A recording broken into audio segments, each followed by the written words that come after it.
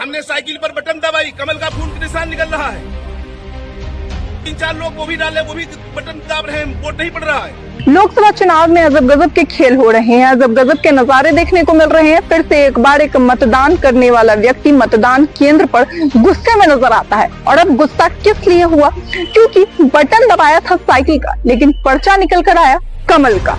अब इस बात को लेकर वो लगातार व्यक्ति परेशान है कि आखिर उसका वोट कहाँ गया। भाई, देश का इतना बड़ा लोकतंत्र का सबसे बड़ा त्योहार है, ऐसे में वो वोट देने जाता है और वोट की चोट उसके दिल पर लग जाती है कि वो तिल मिला जाता है। और साफ तौर पर वो किस तरह से प्रशासन पर आरोप लगा रहा है, सबसे पहले आप ये सुनिए। प्रशांत कुमार यहाँ जो पीठासीन अधिकारी हैं, जो मोहल्ले में वोट डालने आते हैं, मशीन नहीं दाबते, कह देते जाओ वोट पड़ गया। और जब हम डालने गए, हमने साइकिल पर बटन दबाई, कमल का फूल का निशान निकल रहा है। हमारे पीछे 3-4 लोग वो भी डाले, वो भी बटन दाब रहे हैं, वोट नहीं पड़ रहा है। ये धांधली करवा रहे हैं प्रशांत पीठासीन अधिकारी गोला। मैं गोला से बोल रहा हूँ, हसरजा बरकाती, मुन्नूगंज मेरा वोट नंबर है, 575 नंबर मेरा वोट है।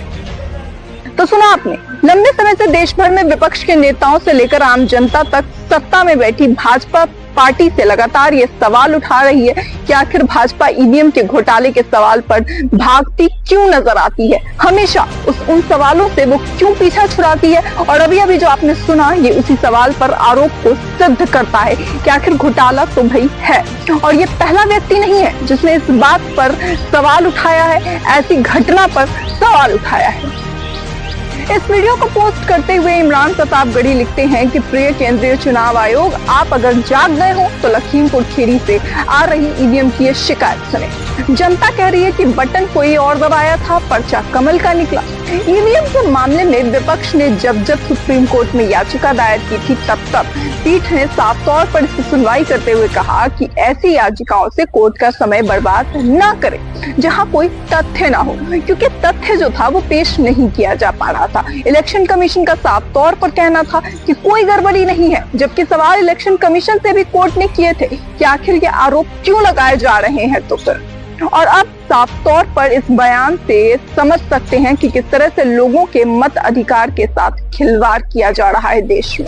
जिस आर्टिकल 21 के तहत लोगों को उनके अधिकार मिले हैं, साफ तौर पर उन अधिकारों की धज्जियां उड़ाई जा रही है। इसे कहीं ना कहीं यही कहा जाएगा। अगर ये व्यक्ति जो कह रहा है वो सच है, तो क्या ये लोकतंत्र की आजादी है?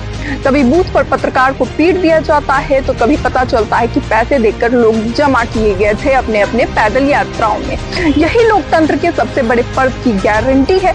इसे लेकर अपनी राय कमेंट बॉक्स में जरूर बताएं कि आपका इसे लेकर क्या कहना है। ऐसी तमाम खबरें जब हम सुनते हैं तो हमारे दिमाग में आता है कि आखिर इस तरह से लोकतंत्र के सबसे बड़े त्योहार लोकसभा के चुनाव में अगर ऐसी चीजें सामने आती है, तो क्या सच में एक फ्री एंड फेयर इलेक्शन हो रहा है? सेम लेवल प्लेइंग फील्ड है? ये तमाम मुद्दे, ये तमाम सवाल जो लगातार भाजपा सरकार से, तत्कालीन केंद्र सरकार से किए जाते हैं, उस पर उन्हें जवाब देना चाहिए। हालांकि इसे लेकर आपकी क्या राय है, अपनी राय कमेंट बॉक्स में जरूर बताएं। ऐसी तमाम खबरों के लिए देखते रहें न्यूज़ हंगर।